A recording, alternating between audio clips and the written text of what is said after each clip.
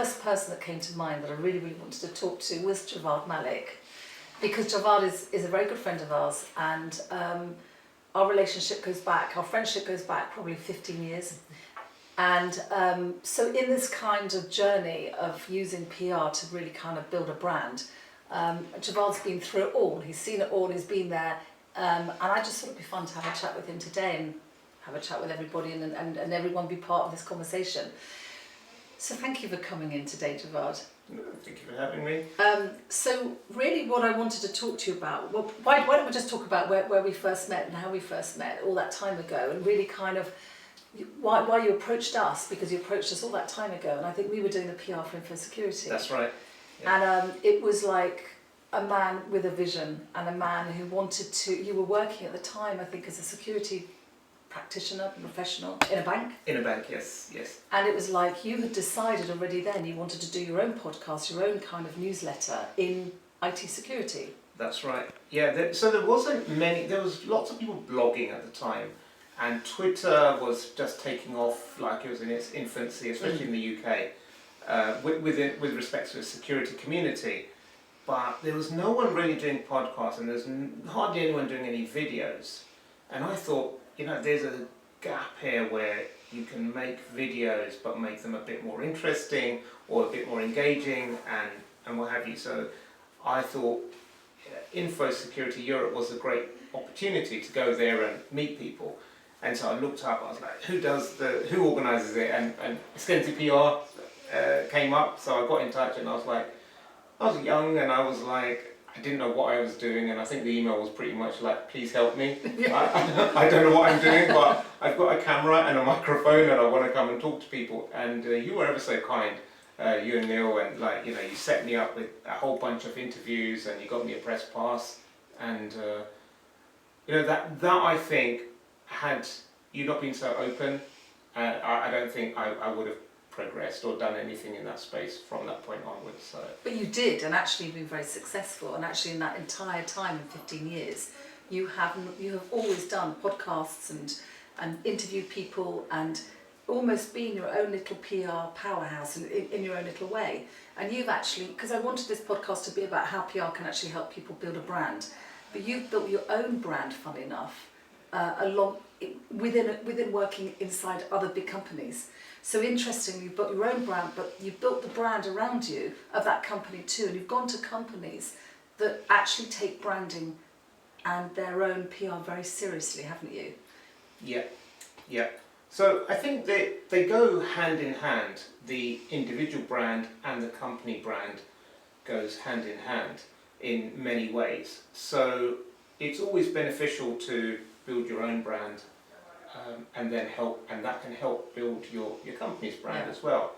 It works both ways as well, because if you make a mistake, it can reflect poorly on the company that you're representing as well. So there is that element of wanting to be careful, and again, that's where, you know, working alongside a professional organisation like yourselves really helps, because copy editing and like, I'm not sure you should say this publicly kind of really helps, because sometimes, you know, you get caught up in your own little world, and it's so easy for anything to slip out, especially, you know, we know how quickly bad news travels or things get misinterpreted. You know, and then I always felt like there's value in helping shine a light on others, and this is an example that Jack Daniel gave to me when I joined. Oh, I love Jack Daniel. When I joined AlienVault, and I was their like advocate, going out doing all this PR for them. Yeah. I asked him, like, well, because he was at Tenable for many years doing the same thing. Absolutely. And he gave me the example, and he said, like, think of it as you're shining a spotlight on others. That's what you're doing. He goes, you're not trying to go out there and say, look at me, I'm brilliant. So shine a spotlight on others and the problems they face, and try to offer them practical solutions. He goes, you do that enough with enough spotlights, and light will reflect back onto yourself without you even trying. That's so cool, because that's actually what we try and tell everybody when we're doing PR, that the last thing you're going to ever do is talk about your own products. Nobody ever wants to hear about your own products. They don't really want to hear about kind of you. They want to hear about the topics and the issues and everything around it. So trying to engage around that whole subject. And I suppose that's a really nice way of summing it up, really. So you've gone on and you've obviously had to be very careful because you've been in these companies that are trying to build up their own brand. So you've actually had to learn to the art of actually what it is, public relations. So actually going out to the public and actually handling how you deal with them in the best possible light. Again, we use that word light, don't we? And actually kind of treading very, very carefully. So knowing what is right to say and when you should say it, and also not upset the employer that you're working for as well. And I suppose a lot of CISOs could learn a thing or two from kind of what you've done too, because each CISO, if they really, really want to succeed, or IT security practitioners, if they want to become a CISO, needs to know how to go about promoting themselves. Yep. In the best possible light. Absolutely. And I think one of the things that I heard recently, and I sort of adapted it for security because I see this a lot in security, is ask yourself the question, do you want to be right or do you want to be helpful? And I think in security, too many people sacrifice the helpfulness bit for the sake of being right. We'll argue about bits and bytes. We'll say, this is why this length of password is better and better and better. And you don't necessarily win over people that way. So the relations part sort of breaks down at that point. You might win the argument, but if you leave people with a bad taste in their mouth, then what's the point? And I think that's something that, a lot of CISOs, we see good ones, they're very good at that. They know when to fight the battle and when to be helpful. My dad always says it's not who's right, it's who's left. He usually told us that when we were actually driving in the car. But I always remember that one. That's a good one. And it's kind of a bit like that actually, in a funny sort of way. You don't have to dig your heels in. It's actually learning to choose to fight the right battles. Which battles do you want to choose to fight? So how careful, so I suppose if this is all about the power of PR and building brands, how do you think we've helped you in building the brands? You were at AlienVault for a really long time. Yeah. How do you think we helped you guys? Obviously, we've done things like rapid responses with you, and you're really, really good at doing that, Javvad. Do you want to tell us why things like what rapid responses are? Because I know that you just came into our office and Beth just now said to you, hey, we've got an opportunity for you. Can you jump on it for us? You have become the master of that. Well, you have, and you're very, very good at doing it. Do you want to explain a little bit about, because these are some of the tools that people can use to actually kind of promote themselves, even without a PR agency, fun enough. So rapid responses are typically where a news story breaks and journalists are looking for experts or some opinions as to what happened, how could this be prevented, what should the next steps be. They're just looking for something to help them add more value and context to their story. So they reach out, and PR agencies like yourself, and pretty much every journalist there is to know in this space, you'll forward those queries on to people like me, and then we have an opportunity to respond. And where the worst way to respond is to say, well, had they bought our product, they would have been secure. Again, it's going back to that. Don't flog yourself. Exactly. So the key there is to understand who the journalist is, what kind of articles do they write, what kind of information will be useful for them and their readers. And if that means you don't mention your product at all, that's fine, but you're being helpful. And that is far better PR in the long run than actually going out and flogging your product and saying, oh, if only they had some sort of encryption that, oh, by the way, we provide encryption services. That's kind of goes down the wrong, and readers are not stupid, and I think it's insulting to their intelligence when you go with that thing. But if you say, okay, we've seen this has happened in the past, this is what we think could have been done better, in hindsight everything's over, you don't victim blame, you don't throw competitors under the bus, you don't, you approach it from a human angle, and I think that works really well, and I think that's what's worked for me, and I feel like a lot of these journalists I've developed very good personal friendships with as well. Why? Because we work together quite well now. I think it's about taking time to understand what your audience wants and meeting them halfway there. So would you recommend other people like yourself who are actually working within a company to try and be their own little PR powerhouse. Because the idea of this was to talk to entrepreneurs that had done really, really well and had gone on to, the last person we interviewed was Amichai Schulman from Imperva, and I set it and always X something and always helping other people. And so he has used PR successfully to build these kind of billion-dollar companies. You're working, funny enough, inside these billion-dollar companies as your own little powerhouse, or not little, you're quite a big powerhouse in the world of podcasts and personalities. Do you think that other people, or I suppose what I'm getting at has it been valuable to you to actually build this kind of like Javvad Malik personality in your own, building your own career? For me personally, it's been invaluable. I don't think I would be where I am in my career had I not gone down this route. It's probably not for everybody, I get that. I get a lot of people, they're very happy working within a company and then not being a public face, or not having that responsibility where their tweets or their content could be scrutinised, or people leaving horrible comments or disagreeing with them publicly, or getting up on stage and speaking to a whole bunch of room of people. Yeah, that's frightening. That's not for everyone. Yeah. But if it is even halfway there for you, and this is like, it's immensely better. So this has opened up for me personally. It's opened up lots of career opportunities for me. It's opened up other avenues for me. But more than that, I think it's opened up where I am now in my career, in my stage in life. It's opened up opportunities for me to help others as well. So if I get people asking me, on a weekly basis, almost like, hey, for advice, or they're new in the industry, and it's because of the PR that's there that they trust me enough to reach out to me, or they want to do their first talk and they ask me, could you help me that's really put together? Nice. Yeah. And so it's really nice. It's a way of giving back.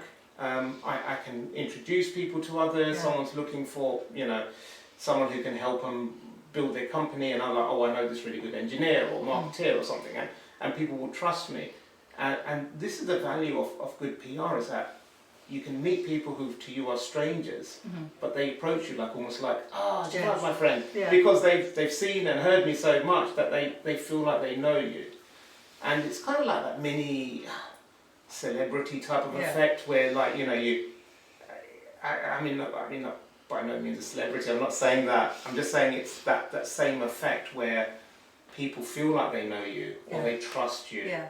And they might not always agree with you, but they respect you. Yeah. And I think that's really what I think the essence of what good personal branding or good PR goes to. And I think it's also important to be genuine or authentic in this, because people can see through if you're not authentic. So, as long as you don't try to be someone who you're not, or portrays it, then I think you're in very good hands. I mean, you're a great example of this, Yvonne. I mean, like, first time I saw you till today, I know what you see is what you get. If you're happy with something, you're happy. If you're not, you're not. Yes. If you think something I've done is great, you say. If it's not, you call me out. And I think that's something that I think a lot of people, it sometimes might rub people up the wrong way. There's nothing I can do about that. But in the long run, that is more beneficial. Yeah. Okay. So, what is the one piece of advice you'd give others about kind of promoting themselves in their careers if they're just starting out? I'd say don't focus on the destination. Focus on enjoying the journey. Enjoy solving those problems and creating content around it, being useful to others. So, if you see, journalists asking for comments online somewhere, LinkedIn or Twitter or X, whatever, reach out to them and say, hey, I've got this opinion, and just do it enjoy that process of doing that, of being useful. Write a blog yourself, go on a podcast, create your own videos, whatever you want to do. And I think if you enjoy that process, that is what will help keep you. And it's a long-term thing. Like, PR isn't something you just turn on and, like, by the end of the quarter you've got reached, like, 80% share of voice within your industry, or you can get a CEO to, interview in Forbes or Times or whatever. It's a process that needs to go on for a long time. So if you enjoy the process and don't get disheartened, and don't follow the clicks. Like, we are a small industry within a large, like, we're a small goldfish within a small bowl. You know, it's that's how it is. So we're never gonna, if you compare, like, oh, my podcast only gets like 10,000 downloads, and others get 1 million. Yes. Yeah, we're never going to reach that. But if you're reaching the right people within the industry, I think you're doing a lot better. So don't chase those vanity metrics. Chase the value that you're producing. That's very true, because there are there's 3,000 companies out there doing cybersecurity. I don't know how many people work in our industry. What do you reckon it must be? It's not that many, is it? Yeah, it's a weird one. And I heard Jason Street once explain it. He goes, there's the security industry, there's the security community, and then there's the security scene. And so they get progressively smaller. So the scene is like, you know, you see the same people on the speaker circuit and they're very visible and everything. Then you've got the community, the people who interact online a lot or they go to these conferences. And then you've got like a far larger portion, the majority, who are just in the industry. They go in, they do a great job, and then they go home and they're great parents or partners or they enjoy life. So it's really hard to quantify, because like in that you've got lots of people wearing multiple hats as well. They're like the IT person and they're security and they're the sheriff and the village idiot. So, you know. They're actually, a lot of those people, the ones that go home, are the ones who are unsung heroes, which is why we end up doing our Security Series Unsung Heroes Awards, which actually KnowBe4 sponsor in October. And if anyone's watching this or listening to this, if they do know anybody that's a really fabulous person that is not one of these showmen, it's not, they are an unsung hero, because as you said, I think they're the same old people on the circuit the whole time. We see them all the time, and there aren't that many of them, but they crop up every single time. And yet we know there are all these phenomenal people doing the most incredible jobs that no one ever even hears of. And they're the ones we really want to try and kind of like unearth and actually, bless you. they're the ones that we want to unearth and try and find, because they're the real unsung heroes. They're the fabulous ones. They're probably the ones that are not doing things like you're doing, actually. They're not the ones who are the front men, the ones that, or women. They're not the ones that are coming up and actually promoting themselves. But I think even if they're not those people, doing something, and a lot of people just want to stay in the background. They don't want to come forth, as you said. There are lots of people like you and me who love being out there and doing stuff, and equally helping other people get on, you know, kind of get back on, and I'm at that point in my career too, where I'm just loving watching all the other people kind of come behind us. There's another question I wanted to ask you, because I grapple all the time now with how quickly PR is changing and moving, and all the traditional things we once did don't necessarily work. Well, they do, because it's all about content. It's still about really good content. It's not about bullshitty promoting my product. I've got a brand new product this month. No one ever wanted to hear about that even then, 25 years ago. And they don't want to hear about it now, but they do want to hear how that's going to, what are the issues at the moment, and how we're going to get it, how we're going to sort that out, and what is actually emerging all the time. So I'm kind of like, at the moment we're starting to kind of come up with new techniques. It's still trying to work out how to create a good piece of content and get it out there to the audience. Funny enough, you were saying 15 years ago you were using video, and that was way ahead of its time, because we were trying to do the IT security guru every single morning when Dan Raywood was with us doing videos. So I made everyone do a video, just a 1-minute video every single day, and we didn't have a great audience then. But now, of course, video has exploded, TikTok's exploded, and everybody wants to have this like 1-minute little video. Do you think that's the way to go, or do you think there's anything else that other people should be jumping onto to actually get that content out there? Yeah, it's a tough one, because, like you said, the media landscape has changed so quickly and so rapidly. And so, yeah, like, you know, a few years ago, like, people were like, oh, your YouTube video should at least be 10 minutes long, the algorithm favours that and what have you. And now it's like 30 seconds to a minute TikTok. 30 seconds, it's mad, it's like, how do you cram information into that period of time? And then there's also the other thing, like, before you could post it on one platform and then share the links. Now every platform prefers it if you upload directly, natively, to their platform. So you make a video, upload it onto LinkedIn and X and Twitter and YouTube separately. So there's a whole mechanic behind it about like how to best optimize your content. But again, I think people are still there to learn, and human nature has not changed in that regard. No. Some people prefer video, some people prefer reading, so long form content, short form content. Some people want an infographic, some people want to listen to someone on a podcast. So I think like the more different ways we can repeat the message across the different mediums, the more we'll hit people. And one thing I realised over my years in working in the industry is that you don't have to come up with a new message every time, because there's only a few messages really. It's like patch your stuff, have secure passwords, enable MFA. It has not changed. It's not really changed. So you just need to be, so rather than spending a lot of time focusing on how to come up with a new message, it's like how do we say the new message in a medium that is more appropriate. So I think one of the problems we have is not necessarily the people problem, it's how our systems are architected. And they're architected in a way that it's easier to do the insecure thing, and there's more friction added to doing the secure thing. I love MFA, for example, multi-factor authentication. It's secure, adds an added layer of security. But I get annoyed when I have to log in and then it's like, where's my authenticator key or token or something, then I have to find it, plug it in and what have you. So I want to be secure, but even me, knowing that I want to be secure, it's a pain. So how do we reduce the friction so that users can do the right thing easier? And this is where I think we need to just take a look at like how systems are built and designed.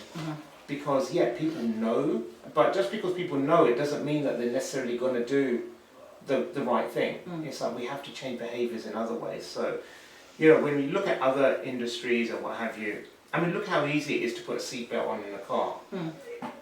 Say, the safety feature, your personal safety goes up. Whatever percentage, like how many times up. But it's easy. You just get in and it's a very easy motion, click, and you're in. And then they have other nudges built in, so if you start driving without your seatbelt in, modern cars will start beeping at you, or it will have a flashing light on the dashboard. So all these things are there. They don't stop you from driving the car, but it's just continuously reminding you, hey, this is the right thing to do, this is the right thing to do. And I think until we get our systems in that way, people are still going to be like, let's choose an easy password. It's convenient. That's and I like the analogy of actually driving with or without a seatbelt. It's up to you at the end of the day. But there are lots and lots of prompts along the way to help you become as secure as you possibly can. Well, thank you, Javvad. I really, really appreciate those questions, and I hope it was useful to everyone that was listening. And you can always find javvadmalik.com. Yep, that's the one. You can also find him at KnowBe4.